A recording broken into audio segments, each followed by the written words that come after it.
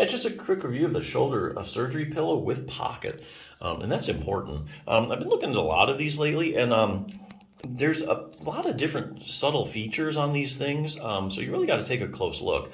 If you're just looking for just a plain old pillow, a shaped pillow like this to stuff under your arm, there they have those. But this one actually has probably about the most loaded up features that I've seen. It's kind of like a deluxe model. Got all these little bells and whistles, but I think they're practical bells and whistles. So I'll just go through them real quick. The thing I like about well, first of all, when would you use something like this?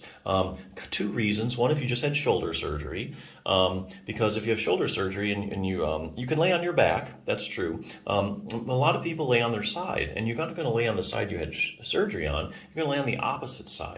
Well, that leaves your surgical arm, kind of unsupported. A lot of times it goes forward on the chest area. That puts tension on all these tissues that have just been operated on, and that causes pain and keeps you awake at night. So the best thing to do is keep your shoulder in place and keep it supported, and then you can get the best rest.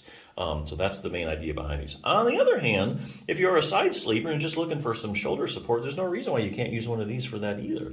But anyway, so those are the main reasons people are looking for these things. Now, back to the features. This has a strap for your hand to go in. What I've seen in a lot of these is they actually just have a thumb loop, just a little one of these that you just hook your thumb in. That's a good idea, and it does work. But you have your arm kind of hanging on your thumb. Some people have thumb arthritis as well that are using these, and that's not going to work for them. So thumb loops might work for a lot of people, but not for everybody. I kind of like the whole hand idea. You just put your hand on there and your whole hand is supported. It's not hanging on your poor little thumb. So that's one thing I really like about this. The other thing is it does have an adjustable shoulder sling. Many of these don't have any kind of a sling on here at all. And so that's fine while you're sitting or if you're laying. But let's say you're sitting down and then you want to get up and, get some water or something. This thing has a tendency to slip down. And so then you're trying to shove it up under your arm, which means you got to move your arm out to your side a little bit, which contracts the muscles and can irritate your shoulder. So it's best just a one-time deal. Stick this pillow under there, get comfortable, and then you're good to go for the whole day. So that's what I like. And so this shoulder strap will actually help that because it'll keep this pillow where it's supposed to be as you're up and moving around. The other thing is it's machine washable, which I really like. A lot of times after surgery, if this thing's under your armpit, it might start to smell. A lot of times after surgery, you get a little bit of, leakage or something from your incisions, which is normal in most cases. Last thing you want to do is go walking around with one of these that are kind of bloody, especially if you're like going to go out somewhere shopping or something, so it's good that this thing is washable. The other thing is it does have a pocket in it here that you can put stuff in it. I mean, let's face it, just about everybody, even older people or have a cell phone these days, and they want to keep it with them. So it's a good place to put that. So this thing is just loaded full of features. So if you've had something like rotator cuff surgery, and you need a good shoulder support, or heck, if you're just a side sleeper and you want a good support, I think this is pretty good. Now, if you are struggling with a rotator cuff problem, just bring up, this is one of the best resources I know of. There aren't too many good rotator cuff books out there. This is probably the best one I've seen, the 6-Minute Torn Rotator Cuff Solution for Seniors. Honestly, even if you don't have a rotator cuff problem, this is all about rotator cuff strengthening and stretching. But any kind of shoulder problem you have, you do need to be doing at least one exercise or so to strengthen your rotator cuff. And here's why. The shoulder is a very shallow ball and socket joint, okay? It depends heavily on the muscles to keep it into place, okay? If you don't have a strong rotator cuff, you get excessive motion, the ball moves excessively in the socket. That irritates things. So if you have something like, bursitis, tendonitis, shoulder arthritis, you get all that excessive motion, it's going to be hard to heal. So, like I say, any shoulder problem, at least stabilize that shoulder joint as much as possible. It's going to go a long way in getting your symptoms down. And this is different from like the hip. The hip is a very deep ball and socket joint, so it doesn't rely that heavily on your hip. It doesn't rely on the muscles to support it, but the shoulder does. Anyway, like dislocated shoulders, you've all heard of that. Dislocated hips, I don't know too many people, with those, unless they're doing something they really shouldn't. But that's all because of the ball and socket joint. One's shallow and the other one's deep. Anyway, real briefly here, it just shows you the anatomy, so you'll know all about the rotator cuff. Everything's in layman's terms, and there's a lot of pictures here, so if you're a visual learner, it'll make it go easy. Have a great question and answer section. If you have a rotator cuff problem, answer about every question you have. What are the symptoms of a tear?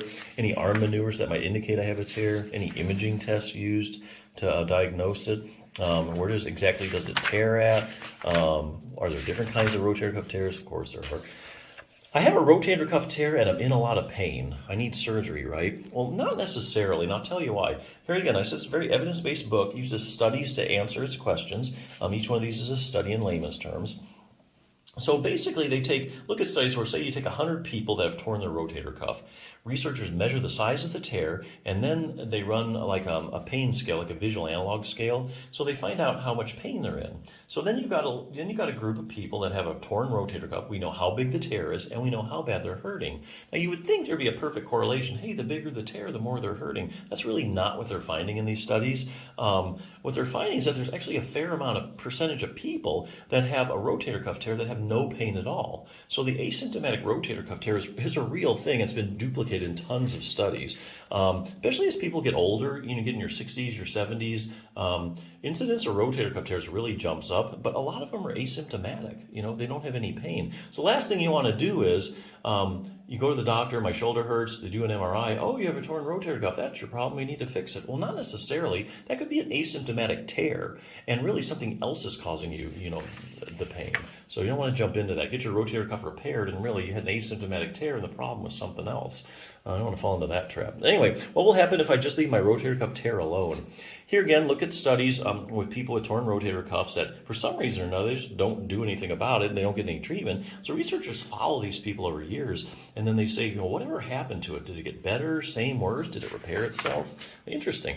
So how does exercise compare to surgery when it comes to treating a torn rotator cuff? Something we all want to know when we tear our rotator cuff. Do I have to have surgery? Is surgery better than exercise, or can I get by with exercise?